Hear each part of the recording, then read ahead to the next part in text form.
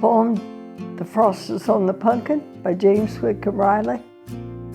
I'll tell you a little story about this. For years, the Riley poems were found in the textbooks that the children studied the Indiana history.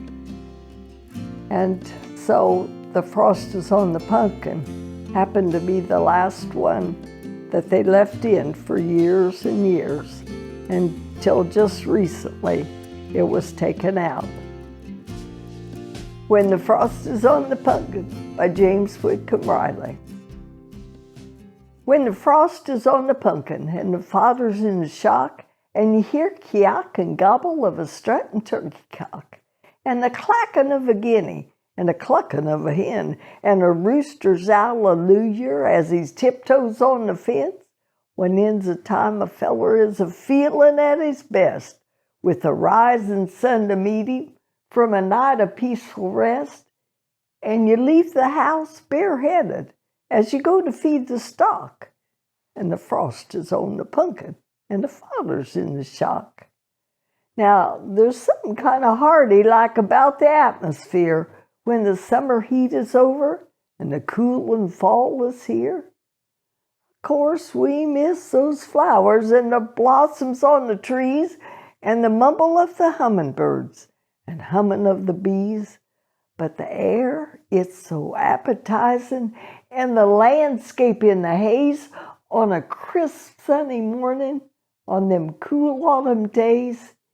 'tis a picture that no painter has the colorin' to mock, when the frost is on the punkin and the fodder's in the shock. Now the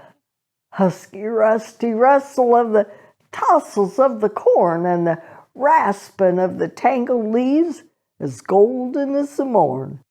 and the stubbles and the furries there, so lonesome like, but still preachin' sermons to us about the barns they grow to fill, and the straw stack, it's in the medder, and the reapers in the shed, and the hosses in the stall below with clover overhead.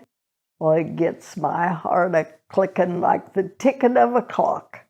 when the frost is on the punkin and the fodder's in the shock. Now, the apples, they're all gathered, and the ones the feller keeps dumped out on the cellar floor in red and yeller heaps, and the cider making's over, and the women folks is through making mince and apple butter, souse and sausage too. Now, I don't know how to tell it, but if it e'er should be that the angels needed boarding and they come around to me, well, I'd want to accommodate 'em, just the whole enduring flock, when the frost is on the punkin and the fodder's in the shock.